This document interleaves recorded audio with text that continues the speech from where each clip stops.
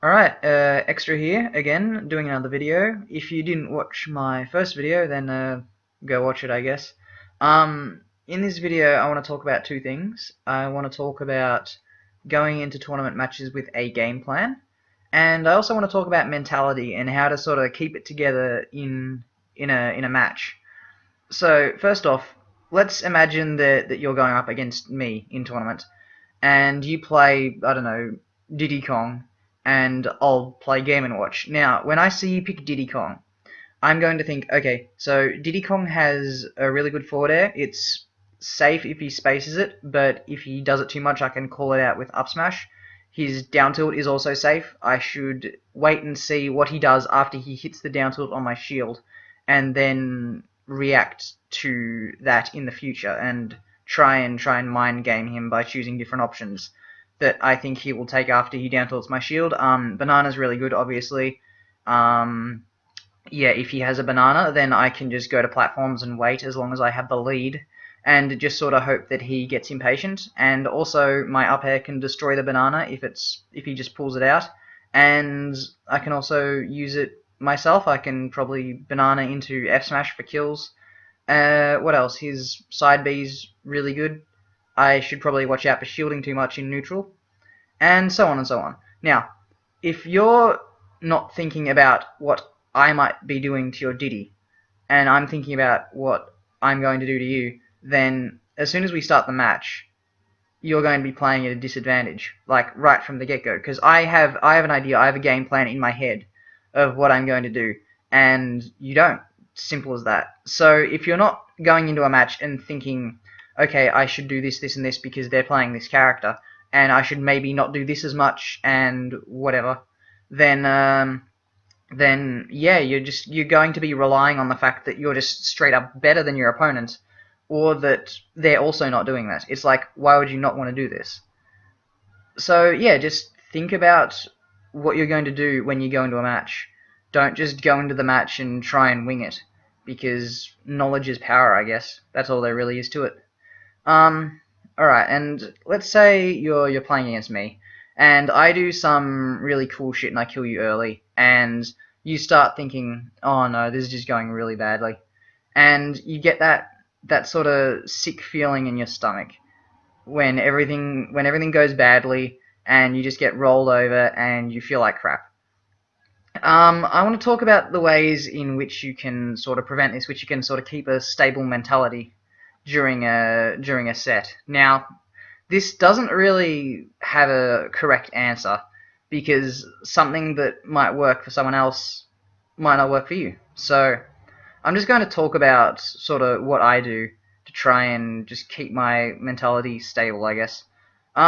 So the main thing that I do is, at least when I was sort of on the come up, when I was sort of getting to those high level players but not necessarily beating them, I sort of put myself in the position of an underdog. I would tell myself, okay, if I upset this guy, then that's going to be a huge upset. And if I start going in on him, then he's going to get on tilt if he doesn't sort of do as well as he expects to, because the pressure is on the player who is expected to win.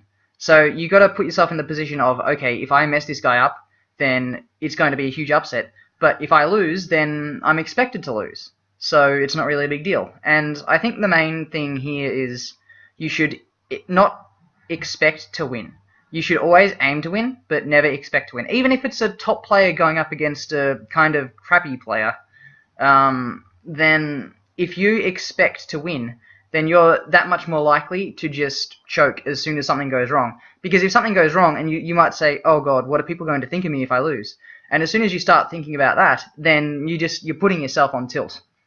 Another thing that I like to do is when someone does something really, really flashy or cool, or like reads me really hard and just bodies me, that doesn't really upset me as much as it could. It's a matter of thinking of it as, okay, they did something really cool, good on them. Like, that was well played by them. And once you start sort of thinking about that and not thinking, oh god, I'm such an idiot for falling for this, then again you're you're removing the pressure from yourself and sort of putting the praise onto your opponent. You're saying, I'm not playing bad Because if you tell yourself you're playing bad, then you're going to play bad.